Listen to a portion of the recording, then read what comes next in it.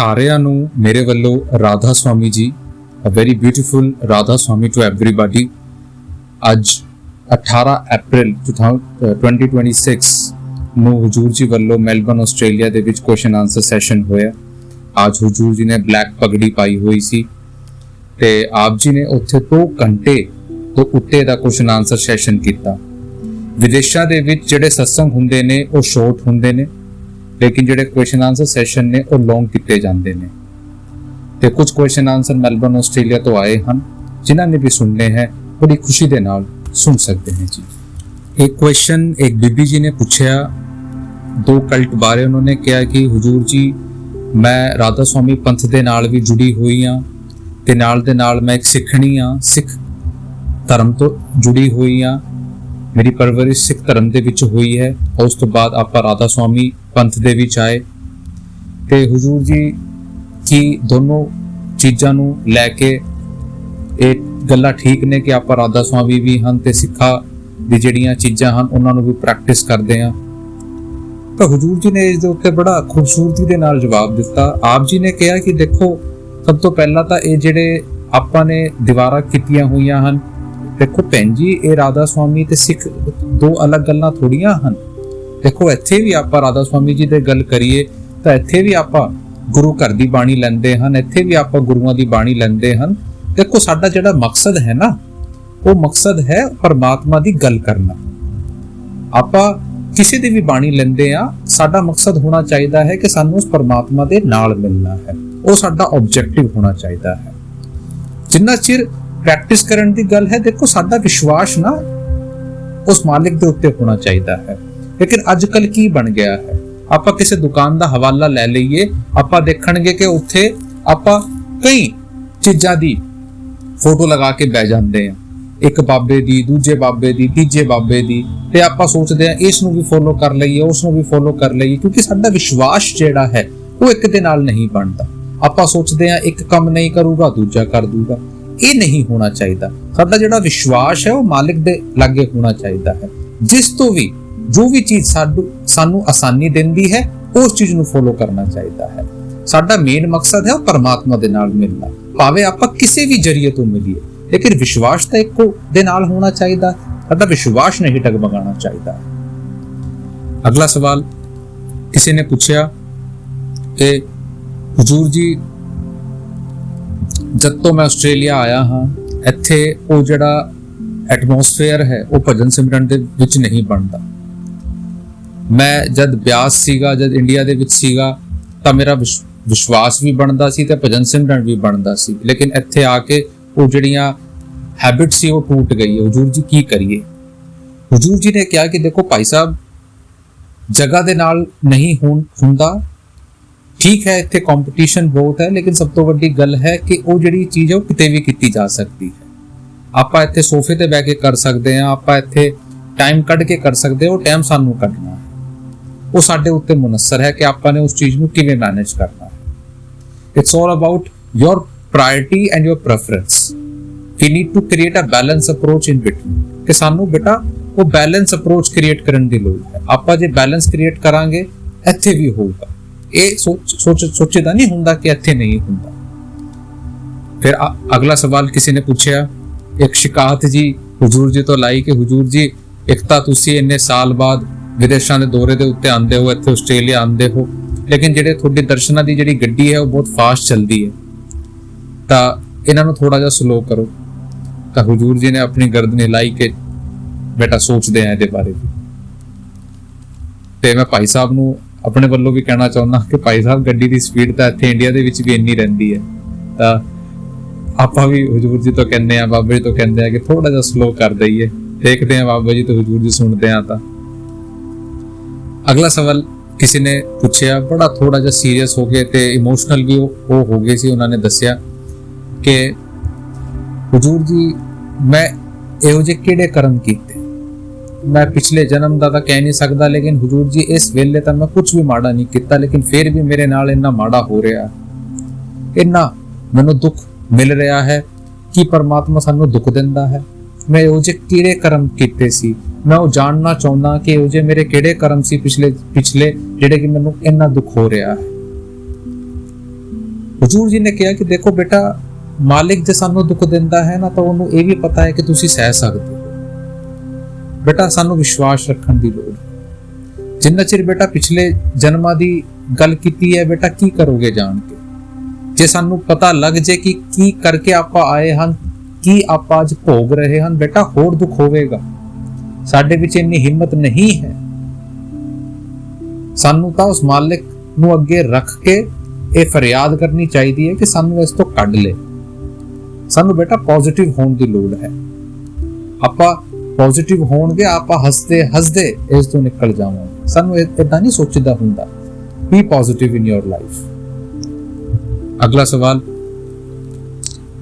ਕਿਸੇ ਨੇ ਪੁੱਛਿਆ ਕਿ ਹਜ਼ੂਰ ਜੀ, ਮੈਂ ਬਚਪਨ ਤੋਂ ਹੀ ਰਾਧਾ ਸਵਾਮੀ ਪੰਥ ਦੇ ਨਾਲ ਜੁੜਿਆ ਹੋਇਆ ਹਾਂ। ਸ਼ੁਰੂ ਤੋਂ ਹੀ ਆਪਾਂ ਬਿਆਸ ਜਾਂਦੇ ਹਾਂ ਔਰ ਕਿਤੇ ਨਹੀਂ ਗਏ। ਹਜ਼ੂਰ ਜੀ, ਮੈਂ ਕਦੇ ਕਿਤੇ ਮੰਦਿਰ ਨਹੀਂ ਗਿਆ, ਕਿਸੇ ਗੁਰਦੁਆਰੇ ਨਹੀਂ ਗਿਆ, ਕਿਤੇ ਚਰਚ ਨਹੀਂ ਗਿਆ।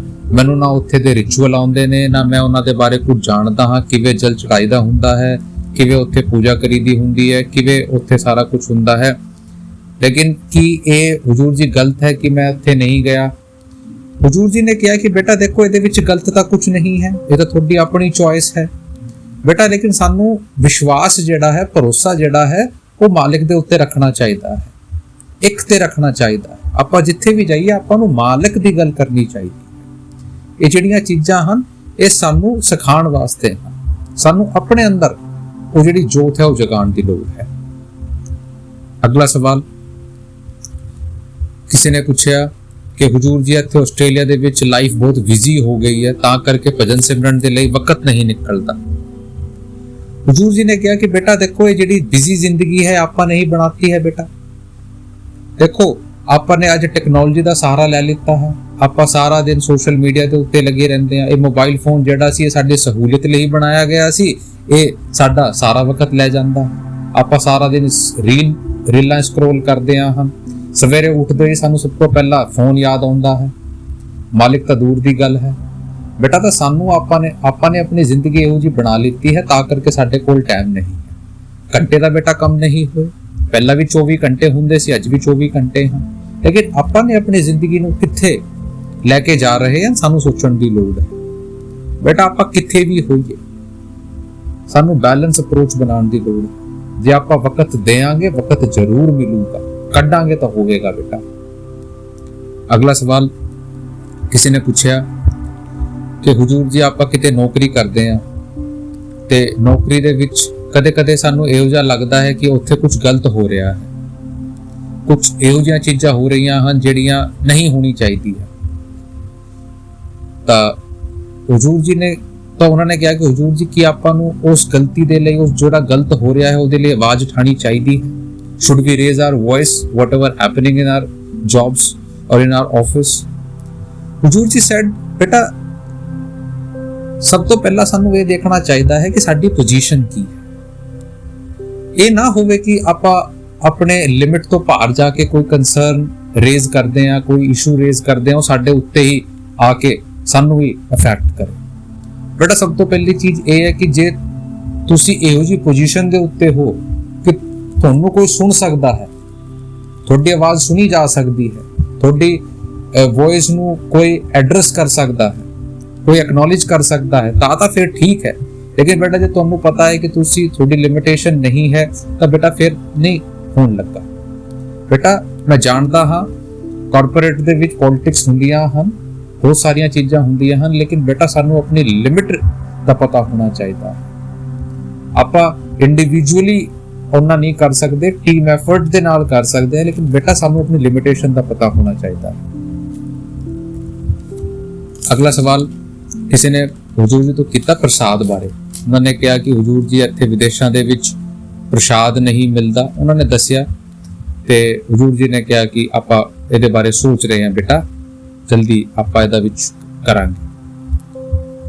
ਅਗਲਾ ਸਵਾਲ ਕਿਸੇ ਨੇ ਪੁੱਛਿਆ ਕਿ ਹਜ਼ੂਰ ਜੀ, ਇੱਥੇ ਆਸਟ੍ਰੇਲੀਆ ਦੇ ਵਿੱਚ ਕੰਪੀਟੀਸ਼ਨ ਬਹੁਤ ਹੈ। ਆਪਾਂ ਆਪਣੇ ਲਿਵਲੀਹੁੱਡ ਨੂੰ ਚੰਗਾ ਕਰਨ ਵਾਸਤੇ, ਆਪਣੀ ਜ਼ਿੰਦਗੀ ਨੂੰ ਬਿਹਤਰ ਕਰਨ ਵਾਸਤੇ ਆਪਾਂ ਪੈਸੇ ਕਮਾਉਂਦੇ ਹਾਂ, ਲੇਕਿਨ ਉਹ ਜਿਹੜੇ ਪੈਸੇ ਦੀ ਚਾਹਤ ਹੈ ਉਹ ਸਾਡੀ ਹੋਰ ਵੱਧਦੀ ਜਾਂਦੀ ਹੈ। ਆਪਣੇ ਲਾਈਫ ਸਟਾਈਲ ਨੂੰ ਲੈ ਕੇ ਹੋਰ ਅਰਨਿੰਗ ਕਰਨੀ ਪੈਂਦੀ ਹੈ। ਤਾਂ ਹਜ਼ੂਰ ਜੀ, ਇਹ ਜਿਹੜਾ ਲਾਲਚ ਬਣ ਜਾਂਦਾ ਹੈ ਕਿ ਇਹ ਸਹੀ ਹੈ?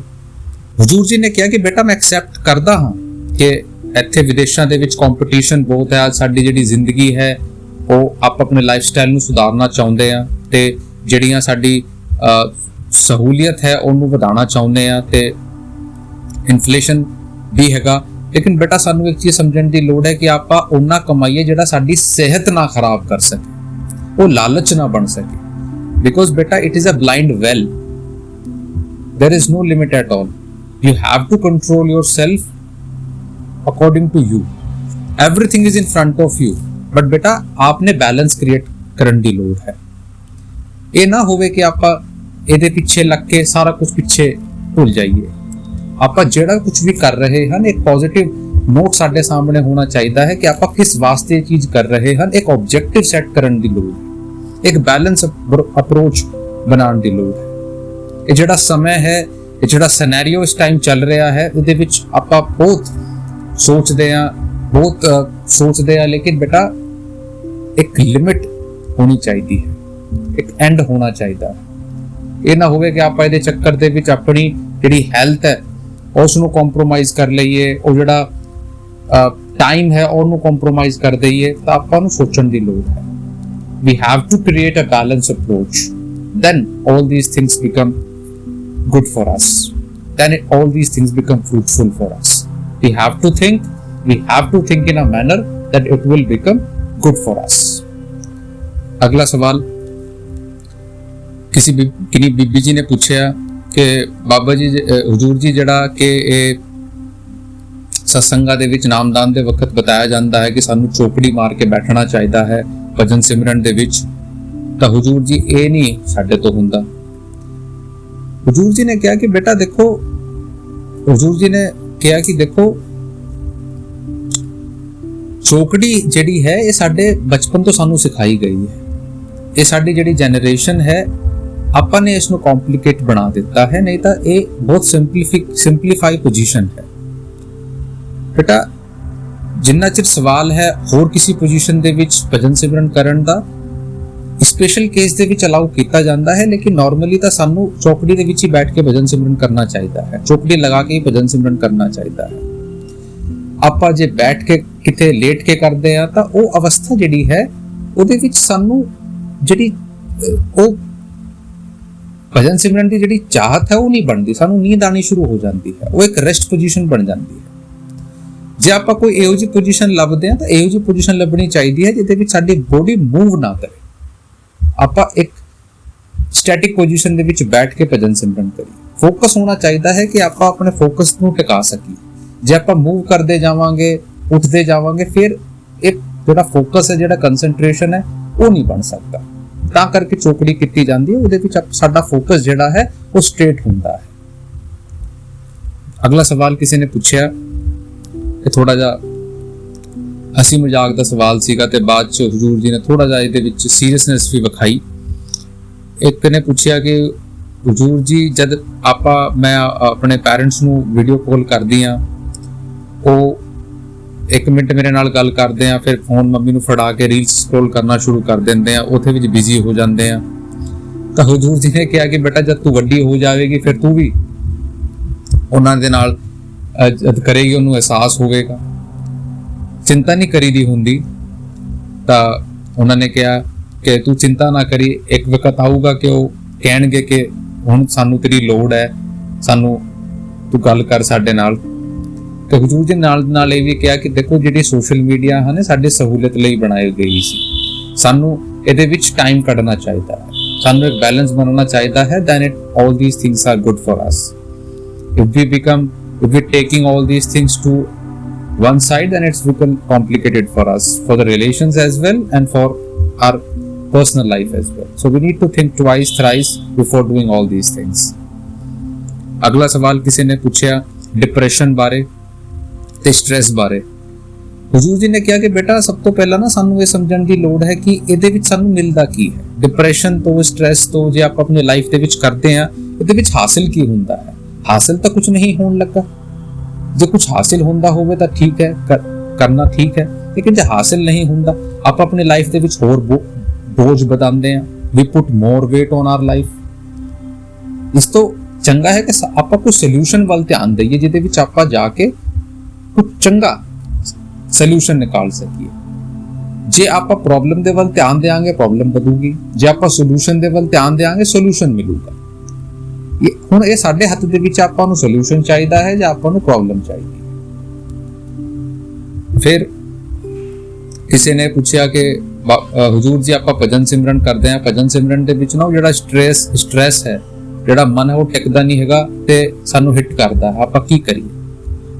ਹਜ਼ੂਰ ਜੀ ਨੇ ਕਿਹਾ ਕਿ ਦੇਖੋ practice makes a man perfect, ਕਿ ਜਦ ਆਪਾਂ ਅਭਿਆਸ ਕਰਦੇ ਹਾਂ, ਪ੍ਰੈਕਟਿਸ ਕਰਦੇ ਹਾਂ, ਇਸ ਚੀਜ਼ ਨੂੰ ਆਦਤ ਬਣਾਉਂਦੇ ਹਾਂ ਤਾਂ ਇਹ ਟਿਕਦਾ ਹੈ। ਮਨ ਨੂੰ ਤਾਕਤ ਅਸੀਂ ਦਿੰਦੇ ਹਾਂ। ਸਾਨੂੰ ਆਦਤ ਬਣਾਉਣ ਦੀ ਲੋੜ ਹੈ, ਆਪਾਂ ਪ੍ਰੈਕਟਿਸ ਕਰਾਂਗੇ ਇਹ ਵੀ ਚੀਜ਼ ਵੀ, ਇਸ ਦੇ ਉੱਤੇ ਵੀ ਆਪਾਂ ਜਿੱਤ ਹਾਸਿਲ ਕਰਾਂਗੇ।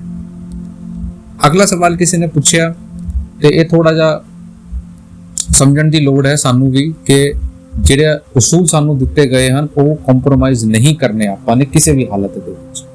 ਤਾਂ ਉਹੀ ਚੀਜ਼ ਇੱਥੇ ਪੁੱਛੀ ਗਈ ਕਿ ਹਜ਼ੂਰ ਜੀ ਜਿਹੜੇ ਅਨਫਰਟੀਲਾਈਜ਼ਡ ਐਗ ਹੁੰਦੇ ਹਨ, ਜਿਹੜੇ ਕਿ ਜਿਨ੍ਹਾਂ ਦੇ ਵਿੱਚ ਚੂਜਾ ਨਹੀਂ ਹੁੰਦਾ, ਬੱਚਾ ਨਹੀਂ ਹੁੰਦਾ, ਕਿ ਆਪਾਂ ਉਹਨਾਂ ਨੂੰ ਖਾ ਸਕਦੇ ਹਾਂ? ਹਜ਼ੂਰ ਜੀ ਨੇ ਕਿਹਾ ਕਿ ਦੇਖੋ ਸਾਨੂੰ ਸਮਝਣ ਦੀ ਲੋੜ ਹੈ, ਕਰਮਾਂ ਦਾ ਹਿਸਾਬ ਸਾਨੂੰ ਦੇਣਾ ਹੀ ਦੇਣਾ।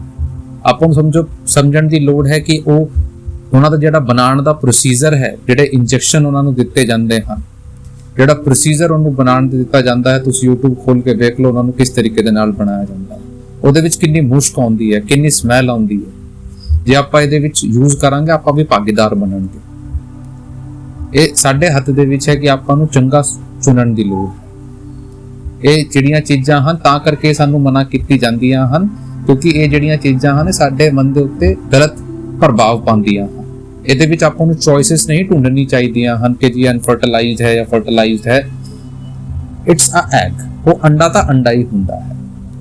ਉਹਨੂੰ ਕਿਸ ਤਰੀਕੇ ਦੇ ਨਾਲ ਇੱਕ ਪ੍ਰੋਸੀਜਰ ਦੇ ਨਾਲ ਰੋਕਿਆ ਜਾਂਦਾ ਹੈ ਕਿ ਉਹ ਫਰਟੀਲਾਈਜ਼ ਨਾ ਹੋਵੇ, ਨਹੀਂ ਤਾਂ ਉਹਦਾ ਨੈਚੁਰਲ ਜਿਹੜਾ ਪ੍ਰੋਸੀਜਰ ਹੈ ਉਹ ਫਰਟੀਲਾਈਜ਼ ਹੋਣਾ ਹੀ ਹੈ। ਸਾਨੂੰ ਸਮਝਣ ਦੀ ਲੋੜ ਹੈ। ਤਾਂ ਆਪਾਂ ਨੇ ਇਸ ਤੋਂ ਬਚਣਾ ਚਾਹੀਦਾ ਤੇ ਆਪਣੇ ਆਪ ਨੂੰ ਇਹਨਾਂ ਜਿਹੜੀਆਂ ਸਵਾਦਾਂ ਹਨ ਇਹਨਾਂ ਤੋਂ ਬਚਣਾ ਚਾਹੀਦਾ, ਫਿਰ ਹੀ ਆਪਾਂ ਸਫਲ ਹੋ ਪਾਵਾਂਗੇ। ਅਗਲਾ ਸਵਾਲ ਕਿਸੇ ਨੇ ਪੁੱਛਿਆ ਔਰ ਇਹ ਬਹੁਤ ਹੀ ਹਸੀ ਦਾ ਸਵਾਲ ਸੀ। ਉਹਨਾਂ ਨੇ ਮੁੱਛ ਬਾਰੇ ਪੁੱਛਿਆ, ਮੌਸਟੇਚ ਬਾਰੇ, and this question was completely purely in English. He said that Hujurji, you are looking beautiful, what about my mustache? Because that man was carrying mustache, ਉਹਨਾਂ ਨੇ ਮੁੱਛ ਰੱਖੀ ਹੋਈ ਸੀ। ਤਾਂ ਹਜ਼ੂਰ ਜੀ ਨੇ ਕਿਹਾ ਕਿ ਮੇਰੀ ਮੁੱਛ ਕਿੱਦਾਂ ਦੀ ਲੱਗਦੀ ਹੈ। ਤਾਂ ਉੱਥੇ ਇੱਕ ਬਹੁਤ ਚੰਗਾ ਮਾਹੌਲ ਬਣਿਆ ਕਿਉਂਕਿ ਮੁਸਟੇਚ ਜਿਹੜੀਆਂ ਹੁੰਦੀਆਂ ਨੇ ਉੱਥੇ ਗੋਰੇ ਵੀ ਰੱਖਦੇ ਆ ਤੇ ਇੱਥੇ ਸਾਡੇ ਇੰਡੀਆ ਦੇ ਵਿੱਚ ਵੀ ਰੱਖਦੇ ਆ। ਤਾਂ ਬੜੇ ਖੁਸ਼ ਹੋਏ, ਤਾਂ ਉੱਥੇ ਬੜੇ ਉਹ ਖੁਸ਼ ਹੋਏ ਉਹਨਾਂ ਨੂੰ ਹਜ਼ੂਰ ਜੀ ਨੂੰ ਦੇਖ ਕੇ। ਤੇ ਇੱਕ ਸਵਾਲ ਹਜ਼ੂਰ ਜੀ ਤੋਂ ਕਿਸੇ ਨੇ ਪੁੱਛਿਆ ਕਿ ਹਜ਼ੂਰ ਜੀ ਤੁਸੀਂ ਬਹੁਤ ਚੰਗੇ ਲੱਗਦੇ ਹੋ। ਤਾਂ ਹਜ਼ੂਰ ਜੀ ਨੇ ਕਿਹਾ ਕਿ ਤੁਸੀਂ ਹੁਣ ਮੈਨੂੰ ਦੇਖਿਆ ਨਹੀਂ, ਮੈਂ ਤਾਂ ਕੱਲ ਬਹੁਤ ਗੁੱਸਾ ਹੋਇਆ ਸੀ ਕਿਸੇ ਕਾਰਜ ਦੇ ਵਾਸਤੇ। ਤੇ ਹੁਣ ਉਹਨਾਂ ਨੇ ਕਿਹਾ ਕਿ ਹੁਣ ਬਾਬਾ ਜੀ ਵੀ ਮੈਨੂੰ ਕਹਿੰਦੇ ਹਨ, ਬਾਬਾ ਜੀ ਨੇ ਮੈਨੂੰ ਸਲਾਹ ਦਿੱਤੀ ਹੈ। ਹਜ਼ੂਰ ਜੀ ਨੇ ਕਿਹਾ ਕਿ ਬਾਬਾ ਜੀ ਨੇ ਮੈਨੂੰ ਸਲਾਹ ਦਿੱਤੀ ਹੈ ਕਿ ਹੁਣ ਭਾਈ ਤੈਨੂੰ ਸਖਤ ਹੋਣਾ ਪੈਣਾ, ਹੁਣ ਇੰਨਾ ਹੱਸਿਆ ਨਾ ਕਰੇ, ਸੰਗਤ ਜਿਹੜੀ ਹੈ ਇਹ ਲਾਈਟ ਲੈਂਦੀ ਹੈ। ਤਾਂ ਹਜ਼ੂਰ ਜੀ ਨੇ ਬੜਾ ਸੀਰੀਅਸ ਤਰੀਕੇ ਦੇ ਨਾਲ ਕਿਹਾ ਕਿ Baba ji said him that now this time you need to be strict, ਸੰਗਤ will taking these things light। ਤੇ ਸਾਰੀ ਸੰਗਤ ਉੱਤੇ ਹੱਸਣ ਲੱਗ ਪਈ। ਤੇ ਇਹ ਸੀ ਕਿ ਕੁਝ ਕੁਐਸਚਨ ਆਨਸਰ ਜਿਹੜੇ ਕਿ ਉੱਥੇ ਤੋਂ ਆਏ। ਤੇ ਸਾਨੂੰ ਵੀ ਚਾਹੀਦਾ ਹੈ ਆਪਾਂ ਕਿੱਥੇ ਵੀ ਹੋਈਏ ਆਪਣੇ ਮੁਰਸ਼ਦ ਦੀ ਗੱਲ ਸੁਣੀਏ, ਖੁਸ਼ ਰਹੀਏ ਤੇ ਇਹਨਾਂ ਤੋਂ ਪ੍ਰੇਰਣਾ ਲਈਏ ਤੇ ਭਜਨ ਸਿਮਰਨ ਨੂੰ ਵਕਤ ਦੇਈਏ ਜੀ। ਰਾਧਾ ਸੁਆਮੀ ਜੀ।